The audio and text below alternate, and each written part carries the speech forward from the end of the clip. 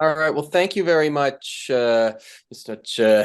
Really appreciate it. And we're thankful of this is our second uh, writing across the curriculum workshop in our series for the year. And this month we have Dr. Gregg Fields. Dr. Gregg Fields is a tenured faculty, first year composition program lead and co-coordinator of learning communities at Chandler Gilbert Community College in Arizona.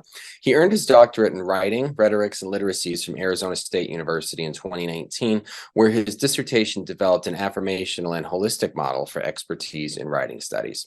He has book chapters published on advanced rhetoric and socially situated writing, translingual approaches, and metacognition. With 10 years of experience teaching 110 sections of writing in a variety of modalities, he has also explored writing across the disciplines in fully integrated learning communities with chemistry, mathematics, business, computer science, and information studies. His YouTube channel, Gregg Fields on Writing, holds over 120 videos on writing content and teacher training. So Gregg has a lot of experience with writing in various disciplines, so this should be very beneficial. And with that, I will turn it over to Gregg. Hi, everybody. So yes, I am Gregg. I do spell it with two G's at the end like egg because I do get a little scrambled. Sometimes my ADHD twitches out. So if that happens, I'll try and get myself back on track, but hopefully we'll have fun. And so just real quick, will you guys introduce yourselves just so I know who I'm talking with on the other side of the country? Yes, I'll start. Okay, so my name is Craig Wynn, and I'm a faculty member, also recently tenured at the University of District of Columbia in the English program in the interdisciplinary general education program, where I teach English courses like business writing and creative nonfiction, as well as writing in the arts and humanities and writing in the natural and social sciences, which form the foundational writing courses for our gen ed program. Hi, I'm Grace. I'm a semi-recently new faculty member here in the C.A.L department, or the Center for the Advancement of Learning. I've got David here right next to me in my office. And yeah, I'm just really excited to hear some tips from you. I really enjoy writing myself, so this should be great. Very cool. And it looks like Dr. Brown said, listening in, looking for writing tips with my history students. So good to have you, Dr. Brown. Good afternoon. My name is Diane Anderson. I am an adjunct professor at both the community college and the Van Ness campus. I teach history. And the reason I'm taking this course is that I have students to compose essays for their midterm and their final exams. And so I would like to actually for students to leave my class being better writers than when they arrived. Okay. Very cool. Thanks for sharing, you guys. So I'll go ahead and I'm going to share my screen. And the first thing we'll do is jump into a Padlet just so we can kind of get some framing here. So just give me a minute to do technology things, and I'll try not to break them. And we'll go present here. All right. Can you see that screen? Everybody good? Perfect. Wonderful. Okay. So when the links get shared out, this will have the link to my YouTube if you want to look at some of those resources. You can also look at the course materials I've had on my teaching portfolio, and you can get links on the various pieces that I use for that. But for today, jump in if you want to follow the QR code. I can also link put this in the chat in Zoom so you can open this up and jump into the Padlet and answer the first question here. Got it. And I put the link in the chat box too. Wonderful. And then, so this would be, just in case you needed a moment. So go ahead and start answering that first question. And that is going to be, I want you to take a moment, describe the challenges you've had with students understanding instructions, kind of your writing prompt horror stories or your assignment horror stories, for lack of a better description. If this were a Reddit, right?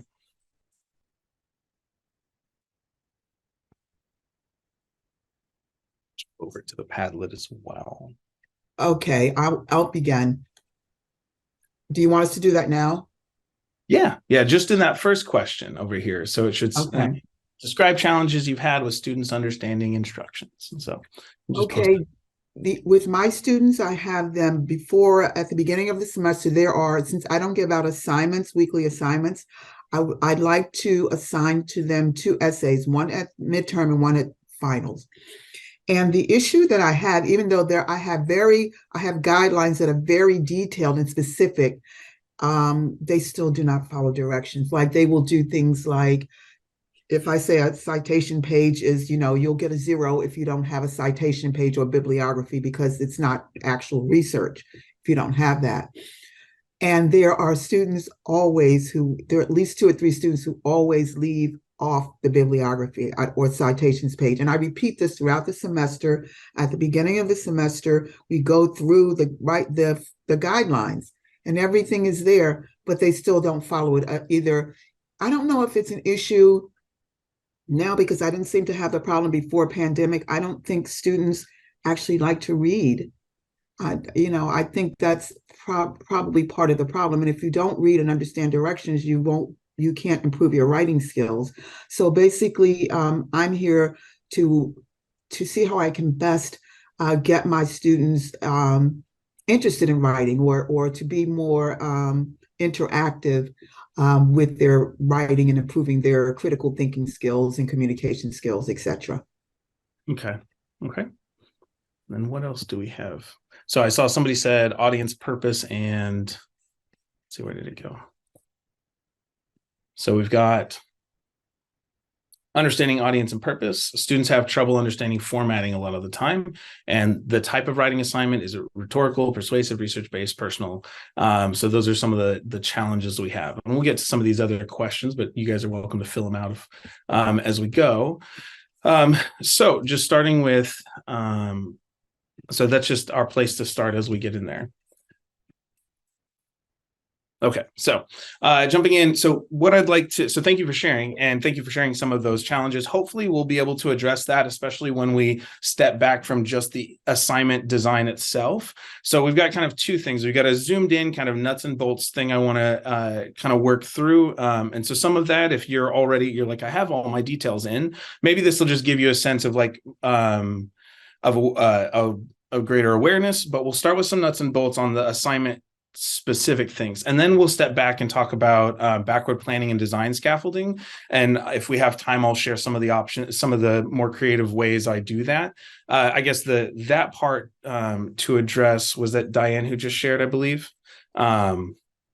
that that's going to help us look and say, you've got this goal at the end. So what are the steps along the way that you can kind of do? So say you give 200 points. Your normal thing is I've got a 200-point midterm for this, this history essay, right? And I want them to include a bibliography. So then do I step up with multiple drafts? Am I asking them to write 800 words, but the only kind of download moment or assignment due date is at week 8? And then we might, so backward planning says, let's plan 4 weeks out and say 4 weeks before, I'm going to have them write a 200-word proposal or with a thesis statement kind of thing to say, here's the topic and here's what I'm going to focus on and here's the research terms. And so they're already starting to think about it. Otherwise, and that's got points associated with it. So maybe I pull 20 points away from the 200. So we'll talk more about that in a minute, but that would be kind of the quick response that I would say. So we'll dig in. But that's kind of the big picture, what I hope to do in an hour, and hope we can kind of work through in an hour. So first, how do we try and make basic requirements clearer for students? So you had said you give them all the details. So what are some of those strategies we do already? So we've got group brainstorming, trying to spell out everything in the prompts and constantly ask for questions, ask them for feedback, a non-judgmental open conversation about the assignment. So we're trying to make sure that that's a great way of asking for clarifying points. And sometimes if we have quieter students, even trying to put that in may make it more difficult. But those are great strategies. And so part of what I'm going to start for this first section of nuts and bolts, and one of the resources I'm going to share, is this kind of generative rubric for writing assignments. And so it's meant to be, we can feel a lot of different ways about rubrics, but we give students these things all the time. So it can help us to think what would be best. And so this was a collaboratively kind of group thought rubric we developed for assessing our own writing assignments. There was a group of about 12 of us, and then I was just happened to be the one that put it all together into a fun little format document like this. So as you look at these, when you're thinking about how you design your assignments, when you say you're being specific about details, does that include things like the due date, the word count, the number of sources, the documentation style, whether it's APA, MLA, or some other one? And if all of the answers are yes, then that's great. That kind of gets us the basic things out of the way. So for those on the call right now, does that kind of align with where you're at? Like, you feel like I've got all those basic things at this point? Yes, for me it is. I have I fall in the excellent category. And yeah, so I have all of those, and I still, some students aren't successful. I meant to say, can I point out very quickly, I have students that are what I would call, there are different levels with their writing. So some students have, so how do I do, I just want to know how the students who are very good writers and the students who are struggling, how do I do something that helps them all? You understand? And I have them, you can come to me at any time. If you want to send me a draft of your paper, you can do that, and I'll give you pointers. I don't want to make anyone feel, like they're being judged, if you will. And I don't want the students who are A students or good students to feel like this is, a little bit below level for them. So how do I do that? That's what I'm asking. Yeah. And I want to say that heart that you're sharing is the best thing, right? Because we have students who deal with what I call PTS for writing. Yes. They're scarred. Sometimes they come into our class and they've had this series of bad experiences and bad grades, and that reinforces procrastination as not just laziness, which they often think it is, but as a fight or flight mechanism, right? And so so I appreciate you having the heart. As far as dealing with writers of different varieties, that would be first, there are approaches like differentiated instruction or universal design that we could lean into and say, how do I design a prompt that allows for people to find their way in? It's broad enough for them to make a connection without, and so we'll talk more about that in a moment, because that's one of the other categories. But if you're saying I'm super open, I ask them to come visit me, that's the same thing with office hours that teachers have, right? Why don't you come to office hours? And so sometimes it's a matter of requiring 10-minute conferences just so they know you're not a jerk, right? Just so they know it's okay to bother you. Like, I had a student who we've had conversations, like I have a text number, a Google cell that I give to students. And I had a student, like, she texts me questions, but then she feels like after 2 questions a week, she's burdening me. I'm like, it's my job. So, so there's always that struggle to get them to trust that you're cool. And sometimes that's giving like 5 extra points for actually showing up. And that's not going to, when you're dealing with people who have work schedules and things like that, sometimes it's the only way, because they may know the good practices, but unless there are points associated with them, it's hard to get them motivated to do those. So whether I've done it both ways, because some of my co-teachers with learning communities, they don't like necessarily giving points for everything. So the alternative is you can't get points for this major assignment unless you've done these steps, a conference with me by this date or something like that. I don't necessarily like that as much. I like giving 5 or 10 points for a 10-minute conference, but that does require a bit of labor on my part. And usually it's better to do it earlier in the semester. So that would be the quick thing. And we might be able to address some of that more as we go on. So this is the first step, though, is when we're looking at bare bones, does my assignment give the necessary details in a clear way? That's the first step, and there's not really I put excellent, good, and semi-satisfactory, because as teachers, once we step behind good, there's not like it's adequate, right? If students think you're adequate, usually that means they're not happy. For better or worse. So we want to make sure that we're we're avoiding at least the worst case of this, where we don't really give explicit information. We kind of give, here's kind of what I'm looking for. So there's two extremes. We give one sentence and say, I want you to write an ethnography, or I want you to write an analysis of the Civil War, right? And that's too broad, and they don't know whether they're doing a 1-page analysis or a 5 or 25 page. And the other is hyper detailing every single moment, which can lead to confusion, and that sort of thing. So, jumping past that. We also, let's describe the purpose for one of your more troublesome assignments. So let's see what you guys did there, or jump into the Padlet and fill in that question if you haven't yet. So describe the purpose for one of your more troublesome prompts, the things that you feel like students are struggling with.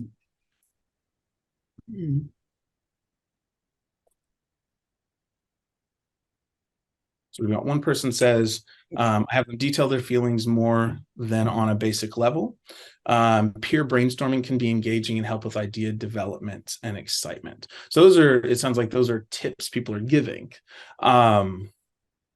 Okay, for me, I'm just, maybe because I'm teaching history and nobody really likes history, but my wife loves history just for it's great. I have maybe 1 or 2 students every semester, but my writing prompt, for instance, as an example, for the midterm paper, what I asked them to do, and this is included in the guidelines in the instructions. So that's the first thing at the top of the page of the instructions or the rubric, and there's a rubric embedded within those guidelines.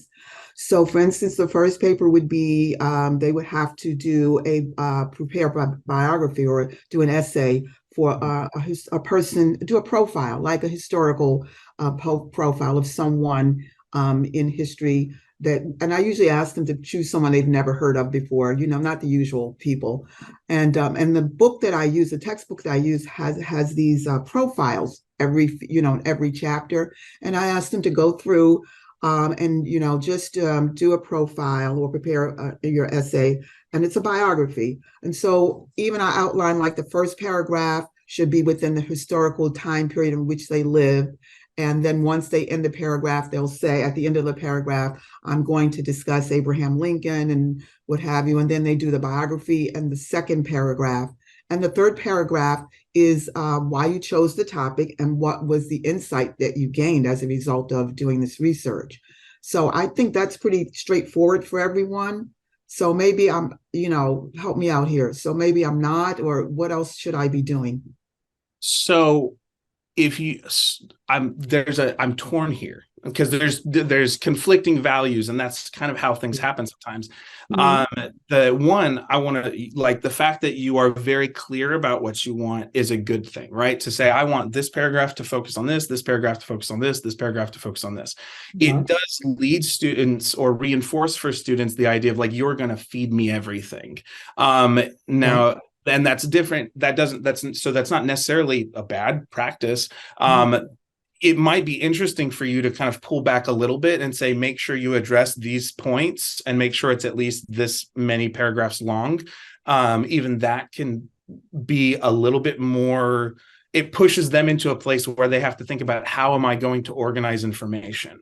And so it might be worth experimenting. And so if we have time, I'll talk a little more about that. But I'd say in the moment, you could maybe pull back on that instruction and say, make sure you address this in detail, this in detail, this in detail.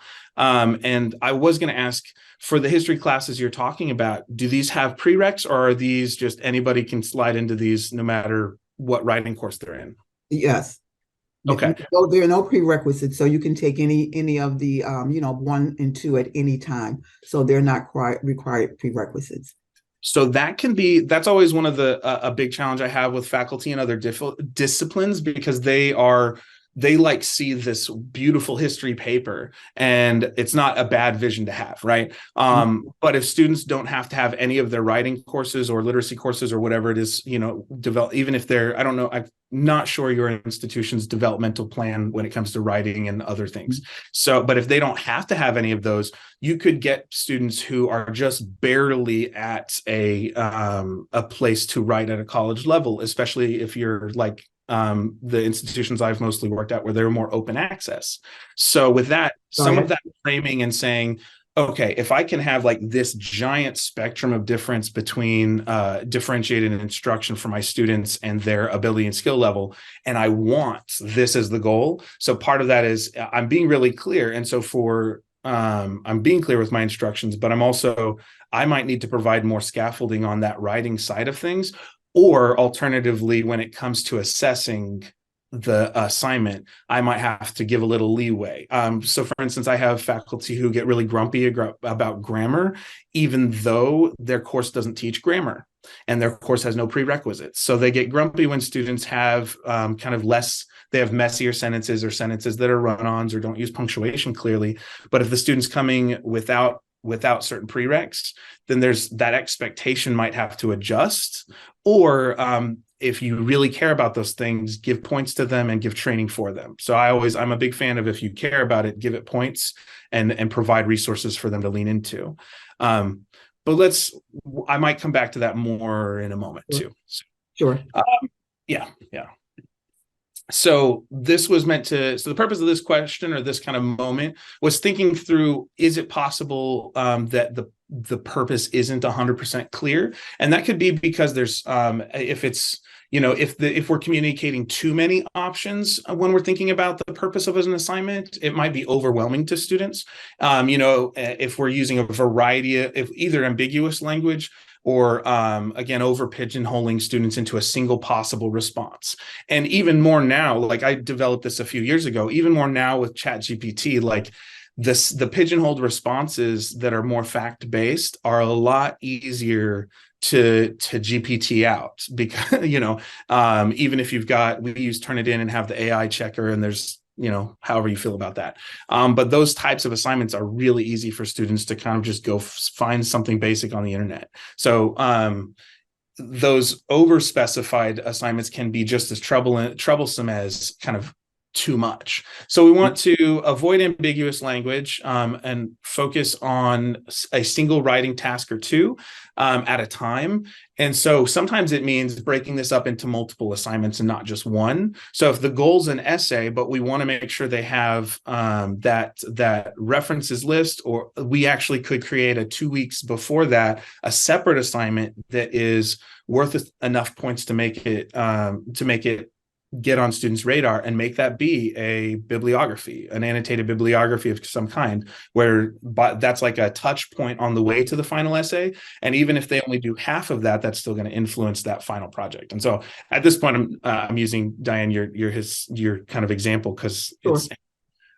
So then if we're continuing to push forward, if we've got clear, what we really want are clear verbs, active demonstrable verbs, right? So thinking Bloom's taxonomy as far as that goes. Do we want them to describe something? Do we want them to analyze? And even saying analyze, like, what do we mean by that? And do we cover that in class, or do we assume that they are, if we say critical thinking or analysis, that's something that's going to come up? Okay. Is that making sense? Yes, it does. When you asked about prerequisites, I thought you meant history prerequisites rather than that was my mistake. I just misunderstood. As they are required to take English courses, definitely, absolutely. But I don't think that they may not be taken in order. Like, before you take a class that has a lot of writing, you should take an English 100, 101, etc. So Right. that could be. I didn't give thought to that, but I do know you don't have to. Students don't always take those in order before they decide to take like a psychology or a history course or what have you. Right. So I'll be more mindful of that. Maybe, I don't know. I don't want to come and ask if they have a class, but I'll be mindful of that. Yeah, and sometimes, depending on what kind of access to institutional data you have, like sometimes I'll check and see. I do it because I'm looking to see if students have tested in the right way or been placed in effectively, because we do have self-placement. But sometimes, so I'll go dig into students' transcripts because I can. I've got clearance for that or whatever. So that can be a way. It can also, depending on how many classes and students you have, it could be excessive. But yeah, so that's something to think about.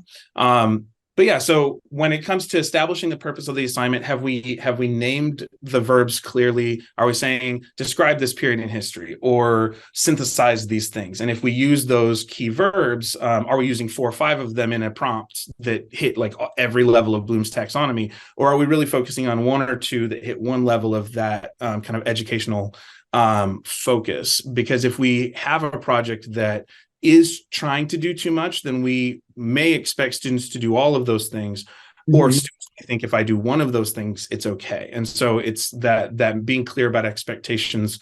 And sometimes we as teachers, with any writing, as writers doing anything, when we write prompts, we want to think, is the audience taking away the message I have? And if you're already doing these good things, that's cool. This is laying out those nuts and bolts and just making sure we've got that baseline. So the next question, how do you keep your grading or assessment transparent for students? And theoretically, some of you have already responded to that. If not, you can put that into the Padlet. Some of you have said self-assessment forces students to evaluate their writing based on the rubric. So that means I attach, and the next person, I attach a basic rubric and then I have them do a self-assessment. So then they're digging into the rubric clearly. I design a rubric and make it clear to students. And so, yeah, so then what do those rubrics look like?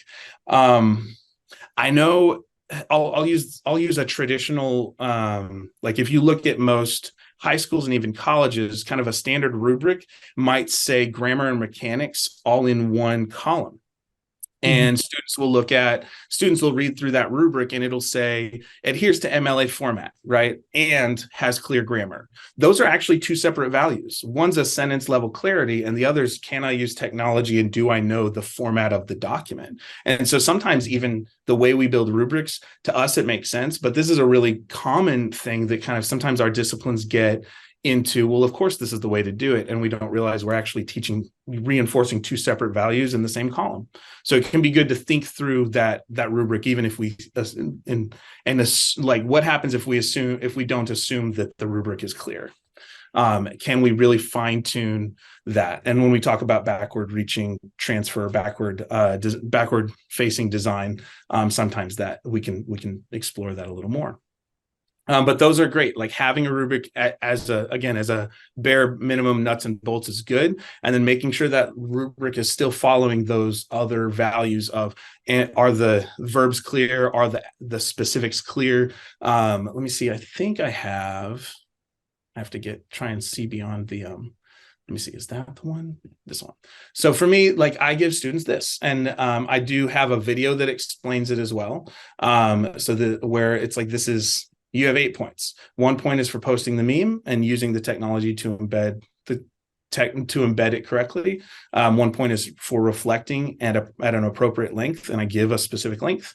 And then I'm supposed to have 2 responses to students, and then actual required things for each of the content pieces. And so when I go and I give that to them, let me see how good this shows. I wasn't sure if it would be cooler or not. So students can see this rubric, and this is like a daily assignment. So it's not super fleshed out on ones that are more, this is something they're doing 2 or 3 of these a week, I think. And so these are these little content posts I have. And so are these clear? Can they see the points laid out?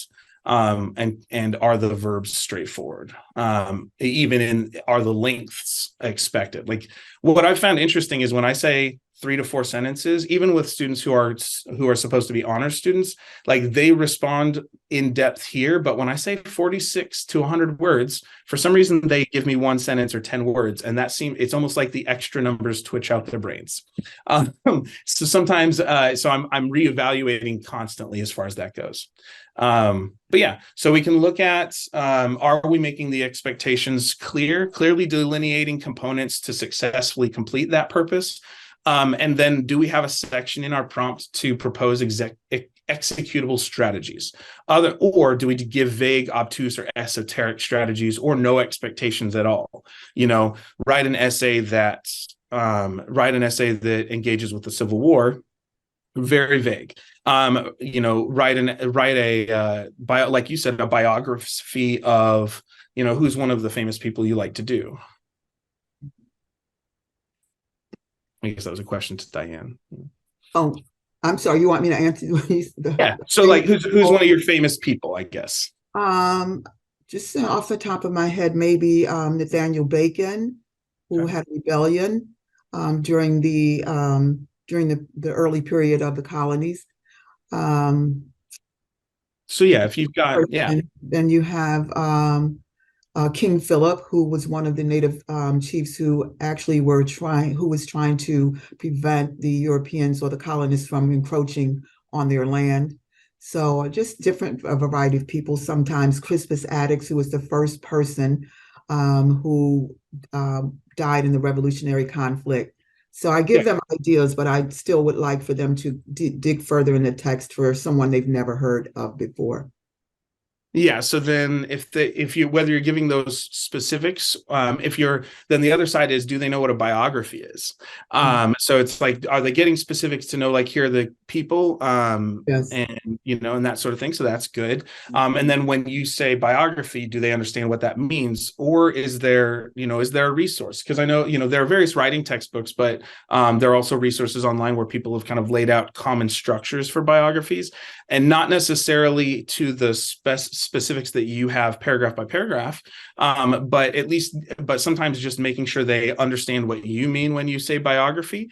Yes, it's all outlined there in the paragraph. So when I say biography, first of all, the birth, the date of birth, their life when they were younger, and how they came to be the person, what they were known for in history. So you're starting from the beginning, a regular standard biography. So that's also in the instructions as well. So that's good. So again, these, and I think we're going to get to a place where we're hearing you do a lot of really good things. So then if we're hearing those, if we're confident, and sometimes we can always share this. One really great thing is, since most colleges have writing centers, most universities have writing centers, like being an instructor and going to a writing center tutor even, and saying, how do you think the students you've seen, or if you've seen this prompt, if it's something you've been using for a few years, asking the tutors who have been around, like, how do students respond to this if they come in and talk to you about it? Or where do you see students likely getting confused? That could be a useful strategy, even if you think everything's going well and you've clearly delineated components and all of that. But if you've got those examples, making sure they understand the genre clearly, and if you're already doing that, great. And so those are all good things. So then if we think we're doing well, clarifying expectations, and not over clarifying, right? Or breaking up the information so that it's digestible, because cognitive overload is a thing. So if you're in a digital format and students are having to scroll in multiple times to see the whole prompt, that sometimes can be overwhelming, and they may not process all the information. So then their brain goes, what's the first thing I can get to? And so that's one part of this when we're talking clarity of instructor expectations. The rubric here I'm using is focused on kind of the actual text, but there's also a side, and actually I think that's I get to it in the next point. But so far we've been focusing on like the language of the prompt, but we also want to think about how, like, is this 2 pages long or 3 pages long? And so are they getting overwhelmed by all the information? Which leads us to this next question. So on average, how long are your assignment prompts? How do you organize the details? What's the balance of visuals and text? These are all great questions to ask ourselves if we're trying to determine, like, can students track with this? So it depends. Sometimes I use short writing prompts to start a class. And so that's just like a free write. That's one sentence, write, and then you're saying write for a minute and we're done. And then we're going to share it. Like it's good to have that recognition of how you're using the prompt. So a short writing prompt, super easy, just one sentence, no big deal, because the stakes are really low too. And it's got a different rhetorical purpose for us, or learning purpose for us as teachers. Using hypotheses for rubrics can allow students to ask and respond to questions about the assignment. Sometimes it can be scary to ask questions, especially if you have writing anxiety. And then I struggle with organizing details to make them clear for students. Okay, good. And whoever said that, good job being just open about that. As far as it's scary for students and it can lead to anxiety, one of the things I really like to do in any environment where I want students to be able to share is I use that think, pair, share classic setup. And so I'll have them do a free write for 2 minutes on a subject. Then I'll have them share with a partner and it's a low stakes vocalization of what they wrote. So worst case scenario, this works really well with second language users and everything like that, as well as students who just might have speaking anxiety or something along those lines. So having them put the information down onto the paper, when they go to share, they've written something. So worst case, you can tell them, just read what you wrote. Like, just read it word for word. You don't have to think about it. And they've taken that cognitive load and done it before the anxiety hit of, I'm going to have to share this with somebody. And so that means that it's a little easier. It's a softening of the anxiety. And then by practicing sharing with one person, they can begin that process of having a little bit of anxiety, but also practicing sharing, and then stepping into, now I want the whole class to share. They've already had practice. They've done some of the cognitive work privately, and now it's a little easier to share publicly. Having them write the questions or write a response and do that as part of it can be a way to facilitate getting around the I'm afraid to ask questions thing. It works better if this is a regular part of the classroom, where we're getting students up and moving and sharing and things like that from the very beginning. So, using those active learning practices. And then just, struggling with organizing details. That really leans into, like, how are we thinking about document design? So if we have, if we're leaning into kind of the technical writing side of things, an assignment prompt is a piece of technical writing. So are we giving them a wall of text? Are we asking them, are we doing the things we ask them to do? Like, if we've got multiple paragraphs, do we use them? Sometimes using bullet points, using bolded headings, and things like that, and thinking about how much can one person take in? How much can a first-year student take in? How much can a struggling reader or writer, or someone who has multiple language backgrounds? Like, what's their processing time? What's the cognitive load? And how can I design the document I'm giving them, or the web page I'm giving them with the assignment on it? How can I design that to facilitate that uptake of information? So we want to make sure that we're not in this area where there's little to no consideration given to graphic digestibility. I've seen teachers give 2-page walls of text, and even when they're using highlighting and bolding, the document's single space 10-point font, and like the things that are highlighted is overwhelming. And so we want to be thinking about that visual digesting, and that's where it's great to ask for feedback, especially from writing tutors who are used to seeing where students' points of confusion are. Is everybody tracking with that who's here? Yes. Okay, cool. And Grace, is this all in line with what you're used to hearing about or seeing? Yeah, this is great. I just want to make sure I'm like hitting the necessary things that you guys need, because I realize chat things are happening and I haven't been able to see those. No, this is really perfect. I appreciate it. So thinking digestible presentation is, if I were going to make my writing prompt an infographic instead, would that drastically change how students did this, right? So sometimes thinking in that visual direction can help engage different readers and also help me isolate the core of what I want happening in the assignment. And then I can always link out to other things, or have the ability for students to drill down. And the more I'm familiar with the technology I'm using, like Canvas has certain functions, and I can use pages and that sort of thing, so that students are only getting a certain amount of information at a time. Right. I've even on things like the syllabus, which obviously isn't an assignment, but it's kind of that same thing. Like, sometimes syllabus day, as some people do it, is terrible, because they just literally have students read through every possible policy on the syllabus, and it's like, this was the worst class ever. And sometimes that's our first impression. So instead, like, what one year I built in I started building a full PowerPoint, and I like to make it personal, so I made sure it's colorful. I have pictures of my family, and I have breaks for them to get to know each other, and like we're doing here, kind of have the slide with a question, and have them do a free write, or have them talk to each other, and keep it an active learning moment and jump into the content. So even when we're thinking about packaging things, like, we don't have to just give them paper or just give them the wall of text. We can try and, if it helps to have slides with links to other parts of a PowerPoint, sometimes that's helpful for students, because it keeps us thinking about, is this digestible cognitively? Because even the best students need a moment to work through pieces of information. And like even when I'm reading academic articles, if my brain's not in the right focus space, or because my ADHD medicine hasn't kicked in yet, I can look at a page that I've looked at before and read before, and I'm still like, I don't even know where to focus. And I do that triple blink thing and my brain just stops. And so what we want to do is try and minimize those moments for students as we're designing the prompt itself. How are we doing on time? Terrible. No, good. We're doing fine. So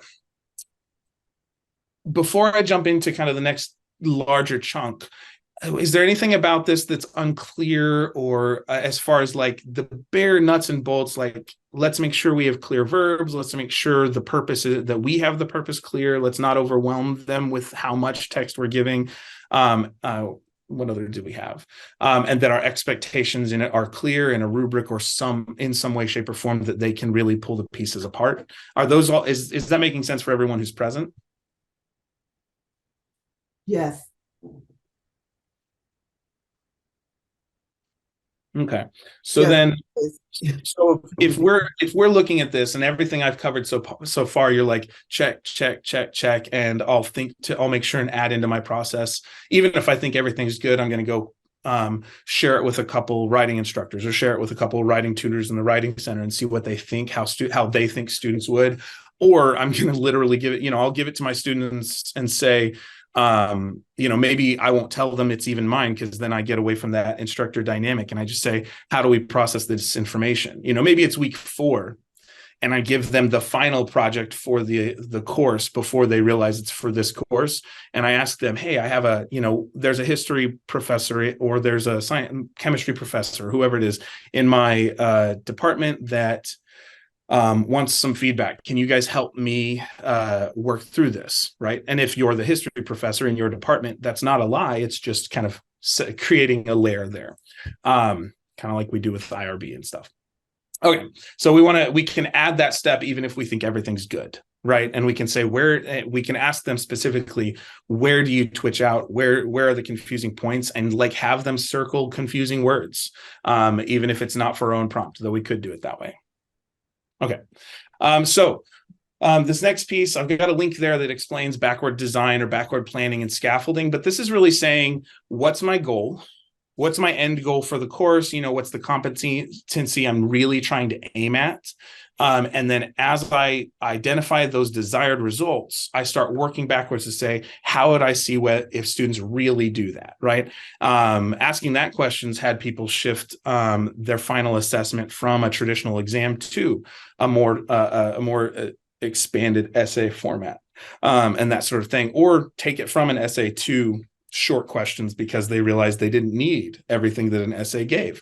So identifying what we really want and what the way to best assess this, determine acceptable evidence from a student, is an essay the best way to measure this knowledge from them, or are there other things? And then I want to walk backwards and plan learning experiences or instruction along the way. So what does that look like? So just to, I guess, before I'll go to the next slide. So part of that is really this idea of scaffolding. And I hinted at it a little bit before, but if we've got a week 8 project, writing instructors do this too. So if you're in another discipline and you're doing it, don't feel bad. But we tend to emphasize the project, the final product. And we don't think about writing as a process that, or writing as this thing that students really have to think about a piece at a time. And because of that, a lot of times this develops situations where students get into a place of having even more reinforced PTS for writing. But what we want to do instead is we still want a culminating moment. We still want a final product, but we want to reward them for healthy process along the way. So instead of presenting a project we know will take 20 hours, right? And if we're using Carnegie standard, students should be, for a 3 credit hour course, students shouldn't be spending more than 9 hours a week on our class based on national standards. That 1 in person, 2 outside. So that means if we give students a 20-hour project and there's homework along the way, we want them kind of balancing that to like 5 hours of work a week. So then we go back 4 weeks and say, what's the 5-hour project I can give them in week 4 that leads up to week 8? And what's the 5-hour piece that I can give them that'll be due week 5 that leads to week 8, and so on. Is that math making sense? Sometimes I get all numbery and people get confused. That's fine. Okay, good. Thanks for the thumbs up, Dave. So we want to be backward reaching in this way, backward thinking, backward planning. We have a goal, but what happens is if students don't have the success skills pre-developed, they haven't come in from high school with all the great strategies of time management, time budgeting. And even if they did, maybe they're not used to doing it with work and multiple classes, or maybe they bought into maybe they have a full-time job. I know 70 to 80% of my students have at least 30 hours of work based on a study we did a few years ago, a week. And so if they're doing that on top of a 12 to 15 to 18 credit hour load, they are already, barely treading water, barely doggy paddling through that mess. So then I want to make sure that I don't give them something that if they don't have those skills developed, those student success skills developed, they're going to try and do 20 hours of work in 1 week, which means I'll get an 8-hour of work final product that I'm not happy with, and that they don't like because they know that they rushed, and they can't enjoy because they're too busy trying not to die. if this makes sense. So we want to think about how those scaffolding works, and how scaffolding can really help. And another part of that then is also here. Let me lay out this. You guys can still see my screen? Okay. Yeah. So one way I lay this out for my students is I don't just give them a single draft. And I don't just give them essay drafts only along the way. So in this case, this is their warm-up first project for one of my courses. So before I have them write a really short essay, 400 to 500 words, I have them do a collage and this is supposed to be this is English 101. So it's first 3 weeks, 4 weeks of the course. I say, go take pictures. And this is with my math LC. That's why it says math. But I say, go take pictures of everywhere you see writing and math happen in everyday life. And all you're doing is you're taking pictures and you throw that into a Google slide, one slide, and create a collage, right? Low stakes data gathering alternative. Then they use that. They pick their 1 or 2 weirdest or most interesting examples, and they write a 200-word draft and embed an image, because that lines up with my final goal of, are you writing about writing, and are you practicing with images, because that's something I value. And then they continue to draft that over up to week 4. So you can see I've kind of broken it into the pieces I need, each week 2, week 3, week 4. Alternatively, I also have this math-based kids books, and I do this with my chemistry class, my chemistry paired class as well. But we start with a proposal, and I have them create a main character. Then they do a storyboard. Then they do a script. Then they rough draft it in Google Slides. Then they actually generate a polished version of this. They take that polished version, we print it out. They actually do a service learning on it with third graders. So they share their kids' book with a real audience. Then they come back, and the final part of that leads to actually writing a self-evaluation of the kids' book. So how did I use the rhetorical strategies, which is the content of my course, to effectively design this kids' book to address the audience need of learning math and being entertained? So the principle here, as using that as an example, is I knew I wanted them to get to a certain place, but they didn't have to do it all in 1 week. And I've given them touchstones along the way in small increments that help them build to the final product. So thinking backwards and saying, what do students need to do? When do they need it? And then what content can I give them along the way? Readings and stuff from the class that can tie in at each pivotal moment. So we start with our goal, and we think backwards, how many steps, how many hours a week, what can we do to get them to a place? And then can we mix and match genres where it's not just, write 1,500 words and it's 300, 600, 900, 1,200, though that's perfectly acceptable too. Yeah.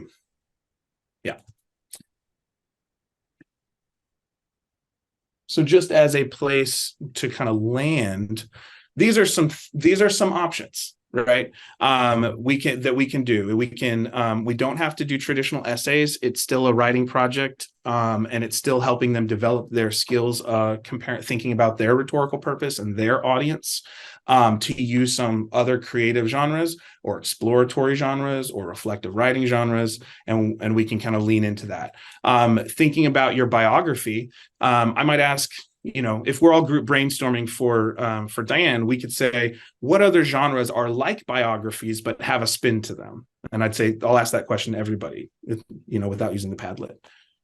What are things that are like biographies? My creative nonfiction class, we do memoirs, which aren't exactly biographies, but they differentiate between autobiographies. But I've had the students writing literacy narratives, just telling a story related to course themes. So I've done that. I find that helps, and it helps students put themselves into the writing as well. Yeah, that's great. And yeah, memories or making it an autobiography instead of a biography forces the student to take on the role of John Smith or King Philip, or that sort of thing. What are some other things like biographies but not quite, that would still get us core information?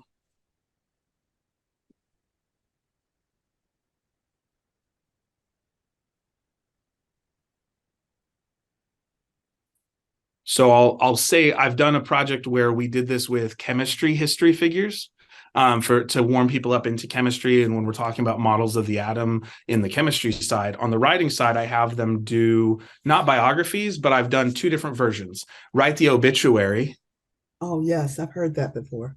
That one's fun. And then write a fanboy or fangirl letter. Like, OMG, who's it? OMG Mendeleev, I love how you just dream things up, and your model of the periodic table came from this whatever. I'm so sorry about your love life. I realized it was challenging and blah blah blah. Right? Because Mendeleev claims that he came up with the closest thing we have to the modern periodic table of the 1800s. He discovered it in a dream. So that's kind of a meaningful moment. So using that as a fangirl, fanboy kind of lens, we force the students to take a different perspective, that sometimes it's more fun, sometimes it's lower stakes. And especially if it's early in the semester, students are going to be naturally better at that because that's the writing they're used to doing, that's more personally driven. And then we can kind of use that as a scaffold up to, like, write a fanboy letter for this historical person by week 4. And then we say, now that you've got the basic information based on content from week 2, I want you to, let's shift the tone now, and let's pretend we're not just kind of getting excited, but we're now writing for a more academic audience. So then we shift the language or the focus or the presentation a little bit. So that can force them into a place of transformation where they get to do something that's not just essay, or not just biography, and not just like, can I find the facts, right? We can also have them it doesn't have to be an essay. We could have them, instead of writing everything out, have them do PowerPoint slides. We could have them, if they did the research biography for you, you can give them 5 minutes in class to do group presentations of 4 or 5 people, kind of jigsaw it out, and then it doesn't take up a big whole class to present everything. And even if they don't have all the facts right, it's the students will get information and kind of work as a team to collaborate. And it's no less accurate than in my experience, than a student who studies on their own. So we might think, what mini activities or strategies do I already use, or how can I adapt them to new content? I might try free writing. I might think pair share. I might use Google Slide group presentations. If I want to encourage analysis, I might push into the how or why did this happen in history or in chemistry or with this content. And then I could just have students I could ask students, what would be a fun way to present this? And I give them the options and I let them choose. The hard part about that is I have to have a balanced rubric to say, if you do an infographic, how do I make sure you're doing the same amount of work as someone who does want to do an essay? And so, sometimes it helps to brainstorm with colleagues. I've done that with a few before, where we created a chart and said, here are the things for this type of genre that equal an essay. What else do I have here?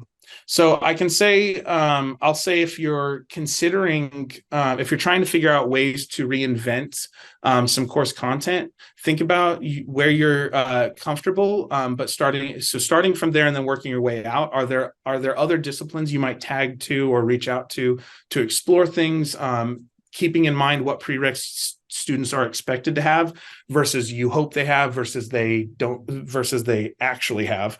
All of those things matter. And then what are the fun things you do outside of school that you would be intrigued to have students engage in? Like I do a lot of dungeon mastering. I just started the D&D club here on campus, and we had, and so sometimes one part of when I do technical writing, or when I'm leaning into English 102, I do research-based game design as part of that. And so students get that, that I get to enjoy it because it's an interest of mine, but it also helps them think about audience from beyond just an essay perspective.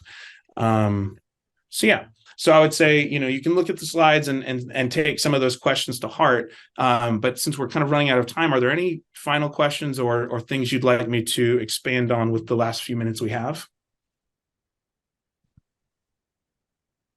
Good, excellent. Yeah, Dr. Fields, I want to thank you for a great webinar, and I kind of wanted to ask you, what do you hope are the 3 key takeaways that participants gained from this webinar? At a bare minimum, clear writing instructions and digestible prompts is one of the kind of just basic things of assignment design. So that would be one. And if we think, even if we think we're doing that well, part of that would be getting feedback, checking with other people to make sure we're not just in our own bubble. The second would be, if I have a big project, scaffold backwards substantially.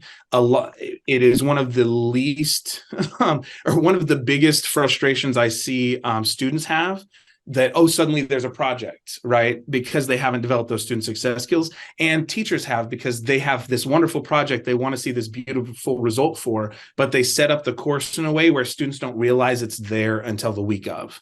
And so we want to think, how are we designing the whole course to facilitate the goals of that project, especially if it's a complex multi-part project? Can we plan weeks in advance, or start with 16 weeks out? From day one, do we have them propose a topic? On week 3, do we have them have a draft due?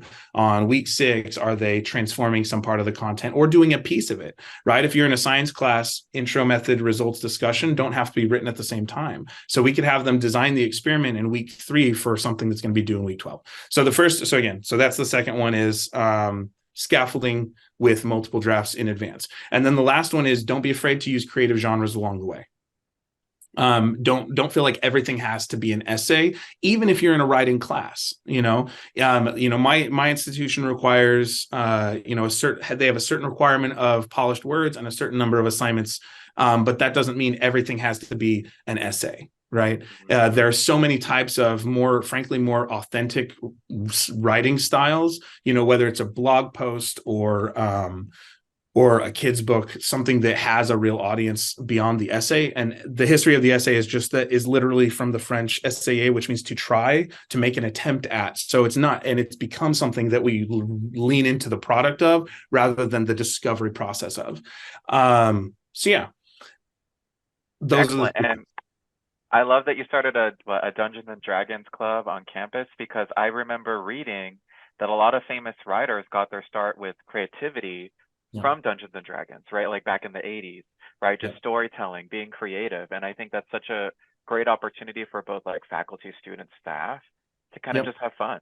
Right. And I've built campaigns around, I've had a party use for my kids. I did this where I wanted them to learn about, it was Black History Month. I wanted them to learn about Harriet Tubman. And I basically had them do the start as whatever characters they were playing at the time, and they had to help Harriet Tubman along the Underground Railroad, basically. Wow. So some of the history there was a little wiggly because we're that sort of thing, but I've done that it's fun to do that kind of thing with content and to put it in a different context.